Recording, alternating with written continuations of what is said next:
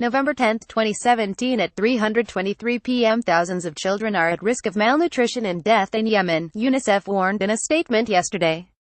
Today, nearly 400,000 children in Yemen are at risk of death from severe acute malnutrition. To potentially add tens of thousands more children to this toll, tens of thousands more personal catastrophes for children and grieving parents, is simply inhuman, Mark Lowcock, UN Undersecretary-General for Humanitarian Affairs and Emergency Relief Coordinator, said. The recent closure of all ports and airports is making an already catastrophic situation even worse, Lowcock continued. The Saddled Coalition in Yemen on Monday announced the closure of all air, sea and land ports in Yemen on a temporary basis after Iranian-backed Houthi group fired a ballistic missile at Riyadh airport on Saturday. Following the closure, the Red Cross and the United Nations urged the coalition to reopen an aid lifeline to allow food and medicine imports to Yemen, where 7 million people are facing famine.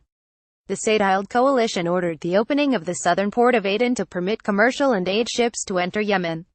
Aden is currently the temporary capital of Yemen, since the Iranian-backed Houthi group took of Sana'a in 2014.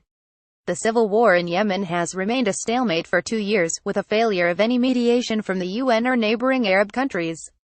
Since late 2014, Yemen has endured a civil war, which led to the inception of the systematic Saddled Coalition bombing campaign to preserve President Abd Rabbuh Mansur Hadi's governance. Some 700,000 suspected cholera cases have been recorded, amid a grievous humanitarian situation on the ground. Read more. UN warns if no Yemen aid access, world will see largest famine in decades.